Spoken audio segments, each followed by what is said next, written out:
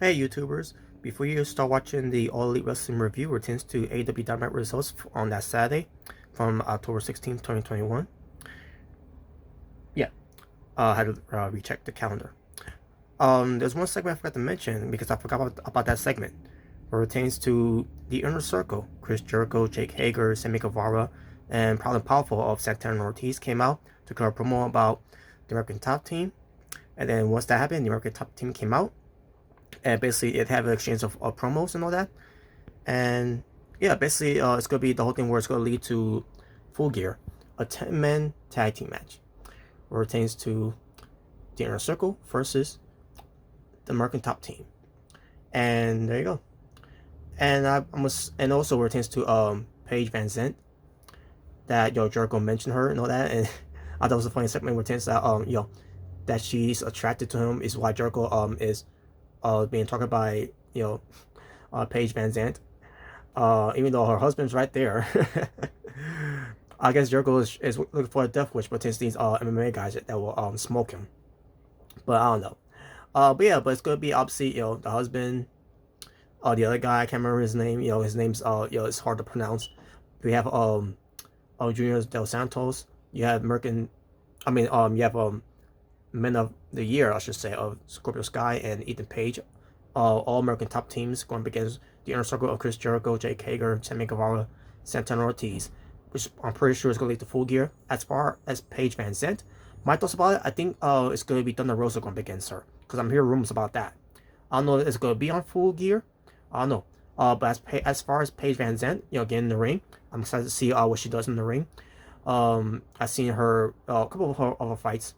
Not the best fighter, but she can still fight, and we'll see how she does in wrestling. If that ever happens, I'm pretty sure that's gonna happen too. Because they've seen a lot of her as of late, and I like her too, for many reasons. I'm just saying, but yeah, that's what I came up here to say and all, because this was the next day I just record this. Just let you all know I forgot about that segment and I forgot to mention that part. So there you go. So no matter what part of the segment happened during the show, but I just want to bring it up and to move forward and just give you my thoughts about the segment itself. I thought the segment was alright, especially with Dan Lambert trying to talk, and again these crowds are not letting him talk. They're just booing him. I mean, you could barely even hear what he's saying because these crowds are booing him. It's that type of heel heat. It's Vicky Guerrero heel heat, where it tends to her time in WWE, where she's going to promote and these crowds are booing the hell out of her. Same thing with Dan Lambert here in AEW. So there you go. I thought it was alright, and I'm excited to see how it's gonna lead to at Full Gear, because I'm excited. Even though I was excited before, but I'm now starting to get more excited. Now you Outstar and the Inner Circle in there against the American Top Team. Instead of a weapon with Lance Archer, that whole fiasco, that debacle, ridiculous. But there you go. So that being said, now let's continue on. As we start this All Elite Wrestling review, where it tends to AEW Dynamite on that Saturday night.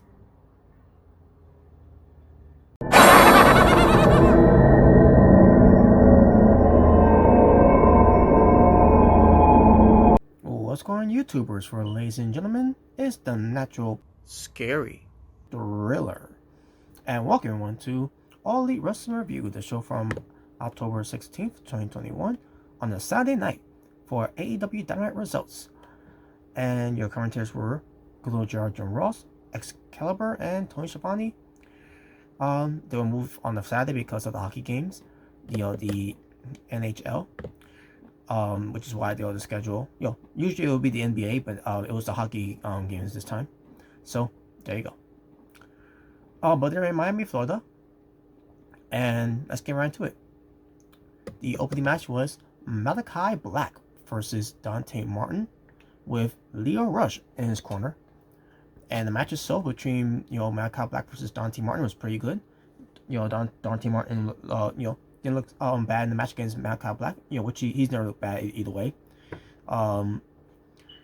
And basically he made some mistake that he wasn't listening to Leo Rush, or tends to doing this one move that Leo Rush told him not to do, and just do another move, whatever. But Dante Martin didn't listen, and that cost him to a point where Malachi Black in the the moment that he messed up there, and then also Dante Martin, trying to get back on his feet, whatever, and Black Mass ended the match. And after the match, Malachi Black leaves the ring, looks back to see Dante Martin getting back up, sort of half getting back up, only for Malachi Black to give him a nod out of respect. I'm like, oh, okay, I didn't see that coming. But at the same time, you also see Leo Rush, looking so disappointed that he's that Dante Martin did not listen, and he was disappointed that he lost because he expects better of Dante Martin. So that's basically what it was. Let's see here. Before I move on to anything, gotta see what if anything else happened here. I'm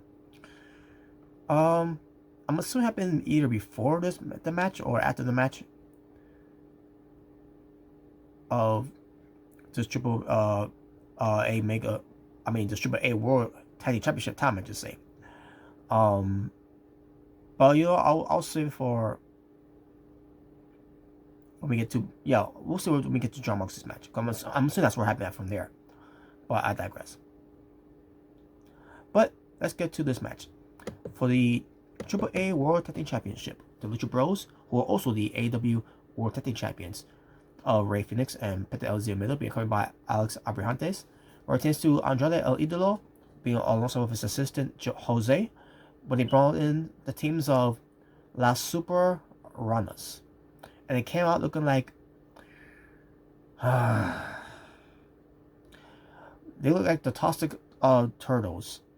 If you remember that tag team of the WF, basically a ripoff of Teenage Mutant Ninja Turtles costume of the Toxic Mutant Turtles. Where I'm assuming that's I'm assuming it was just called just Toxic Turtles at the time, but I digress. But basically, this is what it was. Except it was like a starter kit, a starter kit of it, a dollar store of it. I'm like, oh my god, what is? I was expecting Andrade El Idolo, wrestling. Now Andrade El Idolo team up with someone coming in from Triple A maybe that he's that you know of.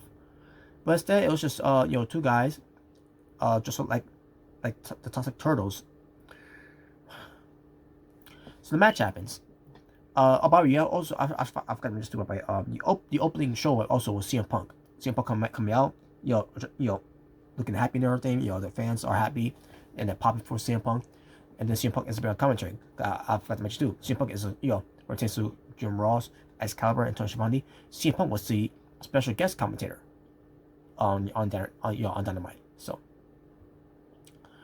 and retains to this, CM Punk referenced that these guys are Super Runners are not doing any flips. I was thinking the other at first, and then he mentions that's FTR guys. And like, huh? Wait, that's FTR. Sure enough, they start and they were the Lucha Bros was teasing unmasking them in a way, but they kept fighting back and everything until finally to a point where the La Super Runners lost their mask, and it was FTR. So the match continued. Match itself was good. Basically, this was I guess it was part of Andrade's plan to throw off the Lucha Bros in a way. And then he had some involvement later on with Tully Blanchard coming in. So eventually, the Lucha Bros ends up losing the AEW World Tag Team titles. So now your new Triple A World Tag Team champions are FTR, but in this capacity, I was not happy about that. Good that they won the tag belts, but again, due to this capacity, capacity, didn't like it.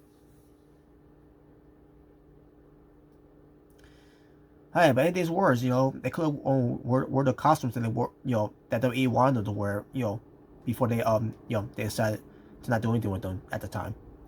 But I digress. We go to where,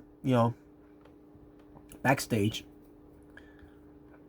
where Tosh Fire is confronting them, and also NBC, basically, which is to Andrade El Idolo, Jose, Lucha, not Lucha Bros, FTR and Tully Blanchard.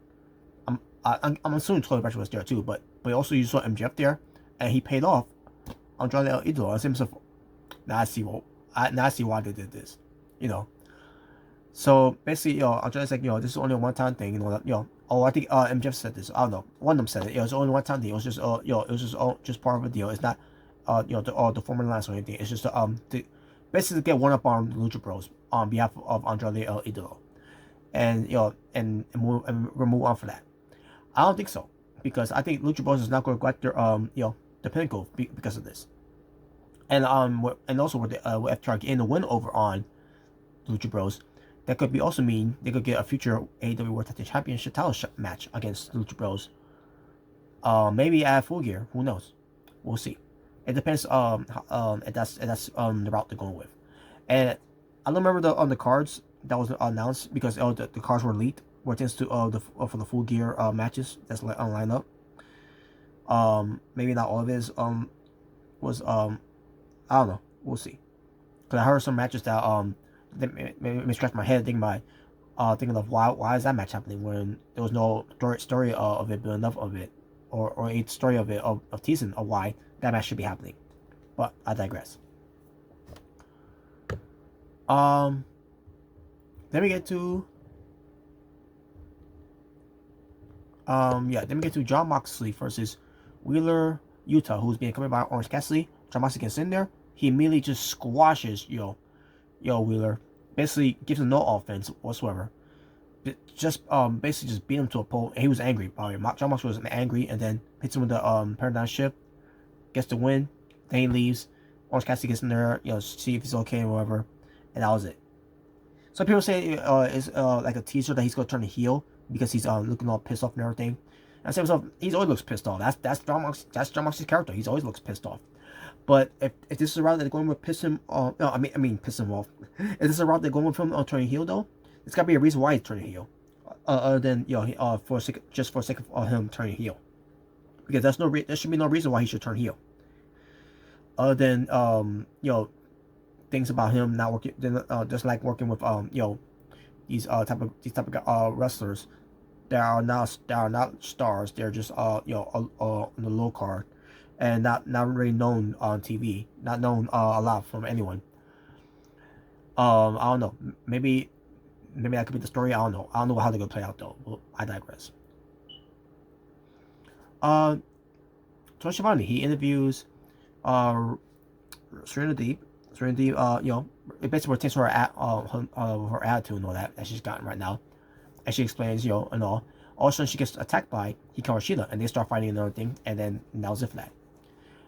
Other than that, other than the other segments that happen, other than I'll get to them when I get to this one, but I'll get to it. Because we get to next a trios match. Super Click of Alan Cole, the Young Bucks with Don Callis and Brad Cutler at ringside, versus the Dark Orders of Alex Reynolds, Evil Uno, and John Silver. And match was a fun match. Other than John Silver and Alex Reynolds basically taking out the Young Bucks out of the ring because Alan Cole had Evil Uno in the camel clutch, so that the Young Bucks could do their teasing off. They're gonna do something whatever, and then they will do a double kiss to Alan Cole to the cheek. Except it was Alex Reynolds and John Silver doing it because they took out the Young Bucks out of the match. And also rotates to Don Callis. I don't remember if Don Callis was on commentary too. He might have been, he might have not been. I don't remember, but I digress. But Alan Cole got the kiss from Alex Reynolds and John Silver from opposite side of of his cheek. He was not happy about that, and be honest with you, I wasn't happy about that either. I'm not even happy. I don't even like that when the Young Bucks do it either. So, but that happened. But it was still a fun match anyway. Oh yeah, Evil Uno did pay homage to Mick Foley, taking one of the shoes off of Nick Jackson, and then taking the sock off, and then he did Miss Socko, which I thought was cool. A way to pay homage to Mick Foley. And also, I want to let Evil Uno's turn to something, or it's turn to something to where Mick Foley, because Mick Foley is right now in bad water, underwater or getting heat right now with WWE, because Mick Foley told the truth about WWE about how they have a problem, and they do have a problem. And y'all know what I'm talking. Y'all should know what I'm talking about with Mick Foley. With that video he did. So, but Alan Cole got the win, and for his team, and because you know it's all about that boom. So there you go. Don't remember who they pinned though. But after the match, oh, by the way, yeah, now I remember. There's another segment. So I believe it was after the match between, basically the opening match. I'm assuming it was happening after the match between Malachi Black and Dante Martin. There was a segment where Jungle Boy and Luchasaurus, Jungle Boy and Luchasaurus was there being interviewed. There was no Marcus Stunt there, but you have Jungle Boy and Luchasaurus being interviewed, and all of a sudden, Kenny Omega comes in to interrupt, and then the Young Bucks comes out of nowhere, super kicks Jungle Boy except for one thing. Matt Jackson connected with his foot. Nick Jackson I should say, did not connect with his foot. And then Adam Cole comes in and they start beating up on Jungle Boy, and they start for a little bit, but then start beating more up on Luchasaurus. And then they did a spot where Adam Cole has Jungle Boy in the camera clutch to watch Luchasaurus get put to a table by Young Bucks and Kenny Omega, pertains to the triple power bomb. Basically, I guess the way to repay the whole botch that they did, So there you go. But they did it. They did though. So why am I mentioning this whole thing? Well, I mentioned it because once we get to this match, and this match was already over, Jungle Boy comes out and he attacks Adam Cole, and the Young Bucks basically picks him up and kicks him out to a point where Jungle Boy took the steel chair out of the ring, get in the ring to basically go after Adam Cole and Young Bucks, but they retreated. And then Brandon Cutler with the cool sprays, spraying into Jungle Boy. Jungle Boy blocks it. I'm like, this is so stupid. But Jungle Boy hits him and gives him a steel chair shot to the back, and then gives him in the snare trap to dare basically the super click to get in the ring to help Brandon Cutler. But they didn't do it, and that was it. So before we get to the next match, there was a segment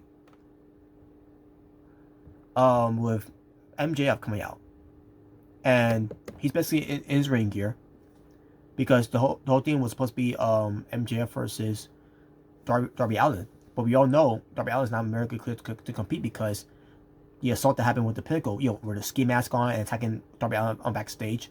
So MJF's basically playing stupid and all that. Like, oh wait a minute, where is he? Like, well, I thought I did break you mentally and all that, right? Like, but apparently I did break you mentally because you're not here. You're a coward and everything, right?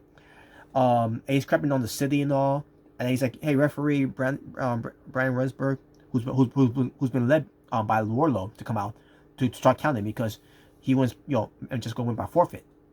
So as Brian Resberg's counting, he gets to 9. All of a sudden, the lights goes out. And no, it wasn't Darby Allin. It was the Icon, Sting, as it starts snowing because it's winter, Sting. Winter has come. And Sting comes out with a baseball bat, goes after, try to go after MJF, but MJF, basically had Wardlow throw him, in front of Sting, and Sting hits him with a baseball bat, and and then Sting, basically took care of Wardlow for that. MJF, is on stage. Sting dares him to get back in the ring. MJF's like, yeah, and then he's like, nah. He leaves, and that was it. So that was basically it. There was no more to it other than that. So, and I think it happened after this too. By the way, I'm still happy after this one too. But let me just double check before. So let me mention it now before I get to this next match. Anna Jay was being interviewed by Tony Schiavone. All of a sudden, Britt Baker comes in, to interrupt. Basically calling the Dark Order losers. And just like Anna Jay, she's a loser too, and she's nothing about the Dark Order and all that. And also, Anna Jay took offense of that and beats, goes to attack Britt Baker, and they start fighting, and they begin to pull apart, and that was it. And by the way, the punches well, first Anna Jay went with a forearm shot, and then she started doing the punches, and the punches was like a weak punch.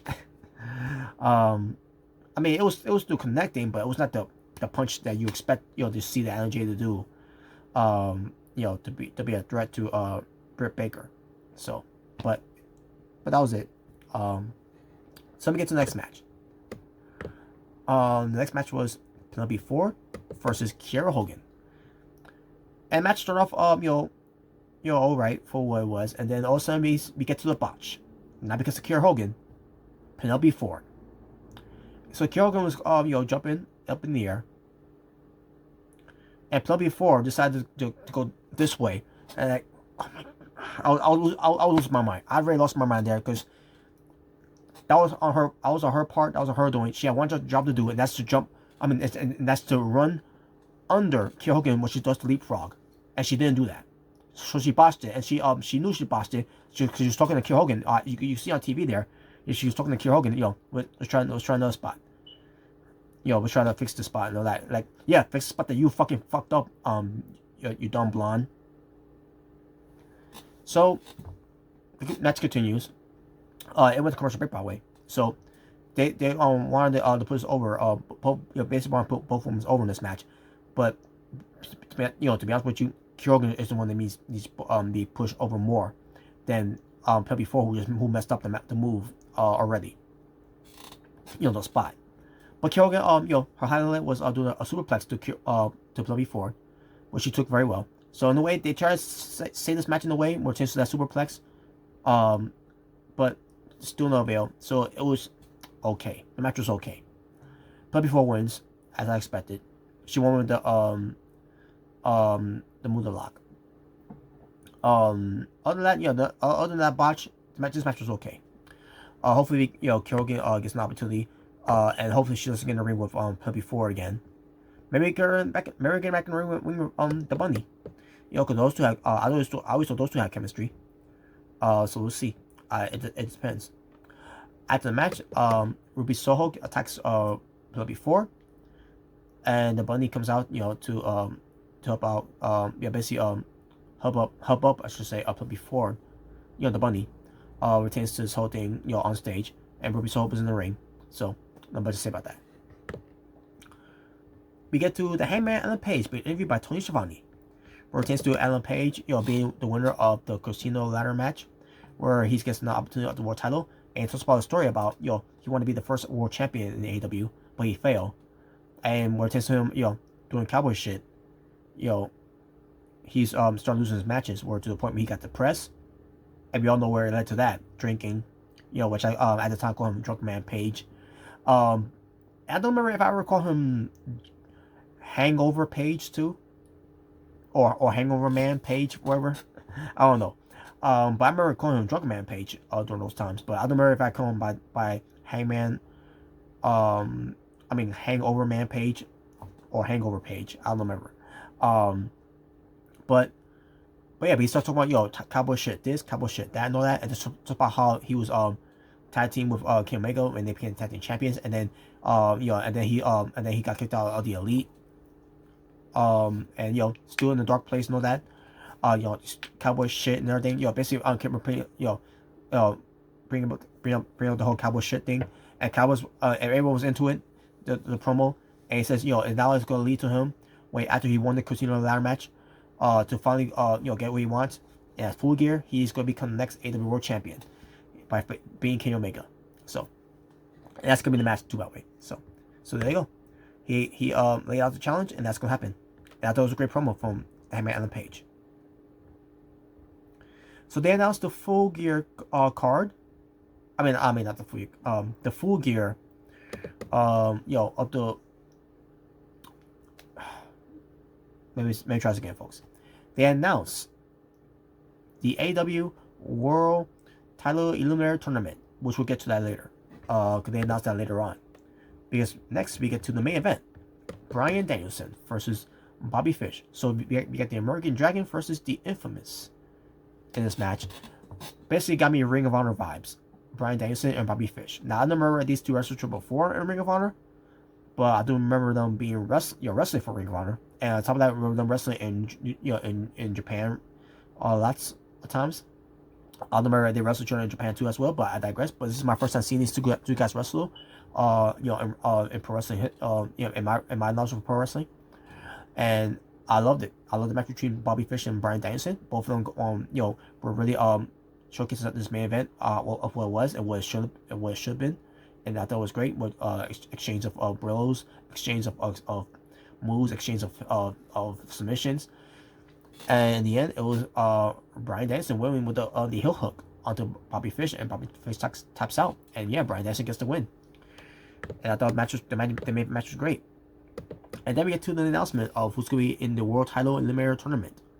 The brackets, as it stands, is going to be 10 of the Dark Order versus Jon Moxley, Orange Cassidy versus Powerhouse Hobbs, Powerhouse. Dustin Rhodes versus Bryan Danielson, and Lance Archer versus Eddie Kingston. So based on how the brackets looks, by the way, and we all know what's going to be lead to once it gets to Full Gear, because the finals is going to lead to Full Gear of whoever's going to win, and we all know who's going to win that side of the brackets, and we all know who's going to win that side of the brackets. You got that side of the brackets with Jon Moxley, and that side of the brackets of Bryan Danielson. At this point, it's not a spoiler because that's what made the card, because the card was leaked, was accidentally leaked by Tony Khan. So that's what we're gonna be expecting, unless Tony Khan decides to pull a swerve on us.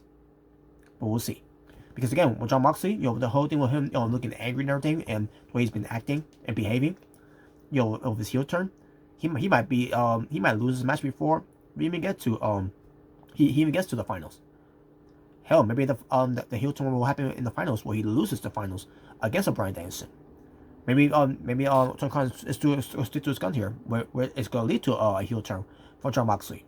Hey, maybe that's why Jon Moxley was mad, because Jon Moxley was so mad that Tony Khan accidentally leaked the card for Full Gear. Who knows? But we'll see. We'll see how it turns out. But we all know what the results are going to be. Now, as far as my predictions is, obviously Jon Moxley's going to win over against 10. Orange Cassidy might win over against Powerhouse Hobbs. Now, I should go for Powerhouse Hobbs, because rightfully so, because he's the one that needs to be pushed. Not saying that Orange Cassidy does a push too. He already has a chance. Let's give Powerhouse Hobbs a chance. But because of the story here, what Jon Moxley did to Wheeler Yuta, Orange Cassidy's gonna win this tournament. The quarterfinals tournament, I should say, to advance to face Jon Moxley to try to get revenge.